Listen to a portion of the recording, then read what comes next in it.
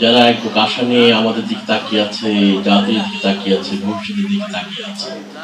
আমরা ইনশাআল্লাহ সবার স্বপ্নকে সাথে রেখেই, সাথে নিয়েই এই বাংলাদেশের পরিবর্তন করতে চাই।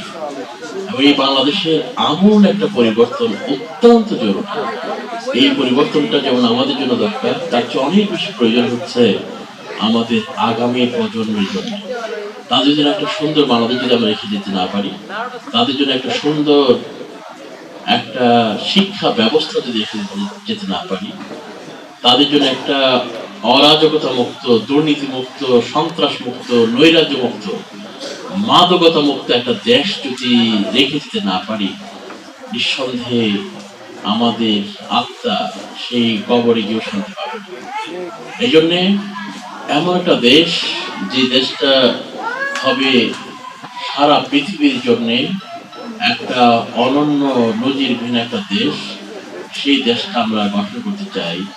এমন একটা দেশ যেখানে সবার জন্য ইনসাফ এবং শান্তি একটা সরোবর থাকবে, শান্তির বাতাস যেখানে বইবে। এমন একটা দেশ যেখানে নারীরা তাদের ইজ্জত নিয়ে শঙ্কিত হবে না। এমন একটা দেশ যেখানে যুবতীরা স্কুল কলেজে গিয়ে ইভটিজিং এর শিকার হবে না।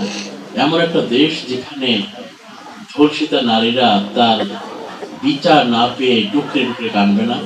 এমন একটা দেশ যেখানে ধর্ষকরা বুক ফুলিয়ে হাঁটার সাহস পাবে না।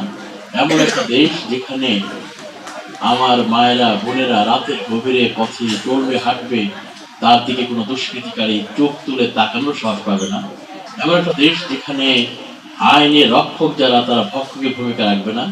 এমন একটা দেশ যেখানে সেবার জন্য যাদেরকে আমরা বসিয়েছি, আমাদের ট্যাক্সের টাকা যারা চলে, সেখানে যাওয়ার পরে সেখানে লাল ফিতার দৌড় থাকবে না, দৌড়াতে থাকবে না, মানুষ তার সেবাগুলো যথাযথভাবে পাবে।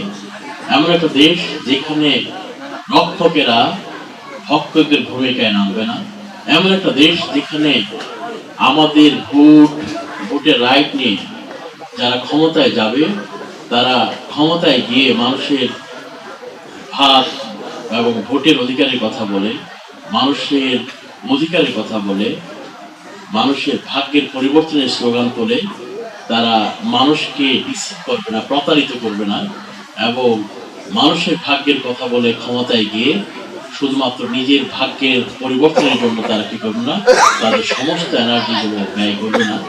এমন একটা দেশ যেখানে দুর্নীতি থাকবে না, যেখানে অরাজকতা থাকবে না, যেখানে নৈরাজ্য থাকবে না, যেখানে আমার আপনার টাকা নিয়ে, রাষ্ট্রের সেই খাজাঞ্চি খানার টাকা নিয়ে, মানুষের যে ট্যাক্সের টাকা নিয়ে আমার আপনার সন্তানেরা বাইরে গিয়ে মাথার ঘাম পায়ে ফেলে জীবনটাকে একেবারে শেষ করে দিয়ে যারা রেমিটেন্সের টাকা পাঠায়, সেই টাকা চুরি করে ব্যাংকগুলোকে খালি